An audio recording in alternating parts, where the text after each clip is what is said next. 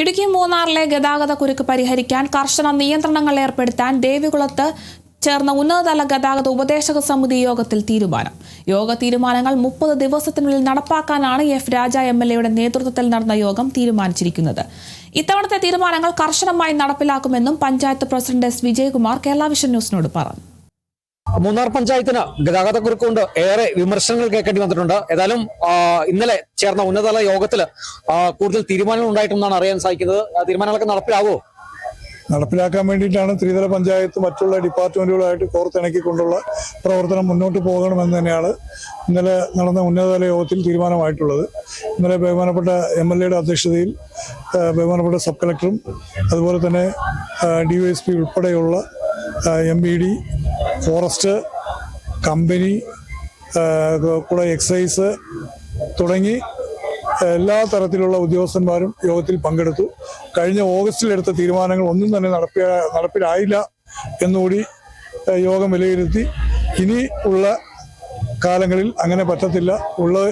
എടുത്ത തീരുമാനങ്ങൾ നടപ്പിലാക്കണം. ഓരോ മാസവും ഇതിന് റിവ്യൂ മീറ്റിംഗ് നടത്താനും തീരുമാനിച്ചിട്ടുണ്ട്. കൂടാതെ ഈ എടുത്ത തീരുമാനങ്ങൾ നാട്ടുകാരെയും ബോധ്യപ്പെടുത്തുന്ന തദ്ദേശീയരായ ആളുകൾക്ക് ബോധ്യപ്പെടുത്തുന്ന വിധത്തിൽ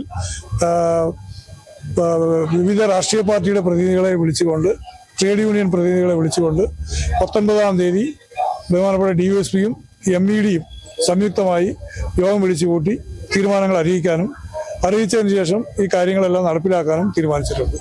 എന്തൊക്കെയാണ് ഈ യോഗത്തിൽ ഒരു തീരുമാനം കൈക്കൊണ്ടിരിക്കുന്നത്? പ്രധാനമായിട്ട് ഉരുത്തിരിഞ്ഞു വന്നത് നമുക്ക് മൂന്നാർ പഞ്ചായത്തിൽ, ബാക്കി പഞ്ചായത്തുകൾ വന്നു, ദേവികുളം പഞ്ചായത്തിന്റെയും വന്നു. മൂന്നാർ പഞ്ചായത്തിൽ വന്നിരിക്കുന്നത് നമുക്ക് പഴയ മൂന്നാറിൽ KSRTC ഡിപ്പോയുടെ ഫ്രണ്ടിൽ റോഡ് വീതി കൂട്ടിയപ്പോൾ അതിൽ KSRTC ബസ്സുകൾ പാർക്ക് ചെയ്തു. അത് പൂർണ്ണമായിട്ട് ഡിപ്പാർട്ട്മെന്റ് നിലയിൽ ആദ്യം തന്നെ അത് ഒഴിപ്പിക്കാനായിട്ട് അവർ MBDയെ ചുമതലപ്പെടുത്തിയിട്ടുണ്ട്. കൂടാതെ നമ്മുടെ വെള്ളച്ചാട്ടം, ലക്കം വെള്ളച്ചാട്ടത്തിലും അതുപോലെ തന്നെ രാജമലയും നമ്മുടെ ബ്ലോസം പാർക്ക്, ഇത്രയും കൈവശത്തിലിരിക്കുന്ന ഫോറസ്റ്റ് വനവകുപ്പാണ് അതിന് നിയന്ത്രണം. അവരിപ്പോൾ യഥാർത്ഥത്തിൽ നമ്മുടെ ഗാർഡനിൽ, മാട്ടുപ്പെട്ടി റോഡിലുള്ള ഗാർഡനിൽ യഥാർത്ഥത്തിൽ അവിടെ കമ്പനിയുടെ വകയായിട്ട് ഫ്രീ പാർക്കിംഗ്, അവിടെ ഒരു വാഹനം പോലും കയറ്റുന്നില്ല. അത് എത്രയും പെട്ടെന്ന് റോഡിൽ വാഹനം ഇട്ടാൽ ഇനി വാഹന ഉടമകൾക്കല്ല, ഈ ഗാർഡൻ നടത്തിപ്പുകാർക്കെതിരെ നടപടി സ്വീകരിക്കുമെന്നാണ് തീരുമാനിച്ചത്. അപ്പോൾ അങ്ങനെ അവിടുത്തെ ഗതാഗത കുരുക്ക് ഒരു പരിധിവരെ കുറയ്ക്കാം.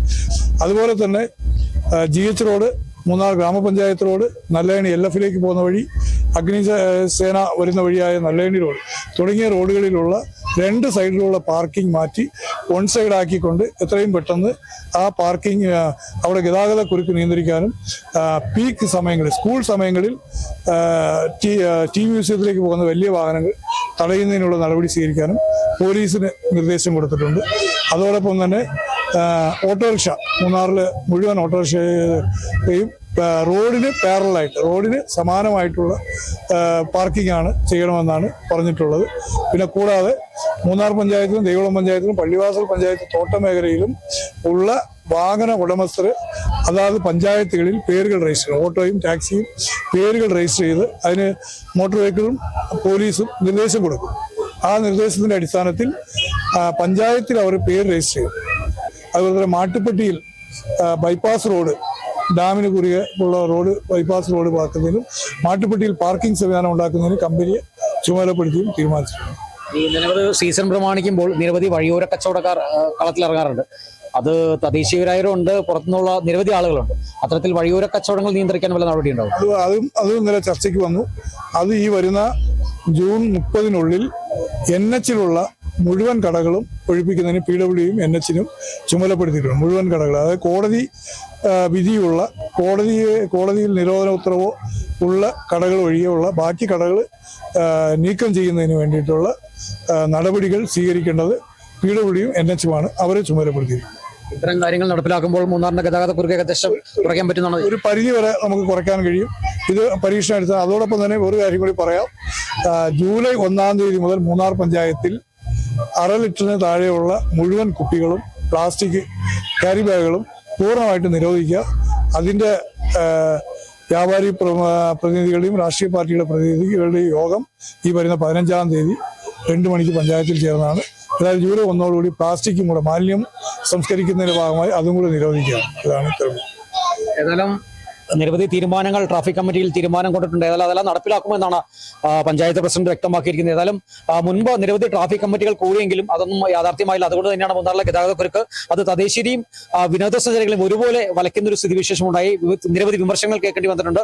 ഏതായാലും ഇത്തവണത്തെ ഈ ട്രാഫിക് കമ്മിറ്റി ഉന്നതതല യോഗത്തിൽ തീരുമാനങ്ങൾ നടപ്പിലാക്കും എന്ന് തന്നെയാണ് MLA അടക്കം വ്യക്തമാക്കിയിരിക്കുന്നത്. ഏതായാലും മൂന്നാറിലെ ഗതാഗതക്കുരുക്ക് കുറയുമെന്ന ഒരു പ്രതീക്ഷയിൽ തന്നെയാണ് ജനങ്ങളുമുള്ളത്. ക്യാമറമാൻ AP രാജയ്ക്കൊപ്പം ബിനീഷ് ആന്റണി, കേരള വിഷൻ ന്യൂസ്, ഇടുക്കി.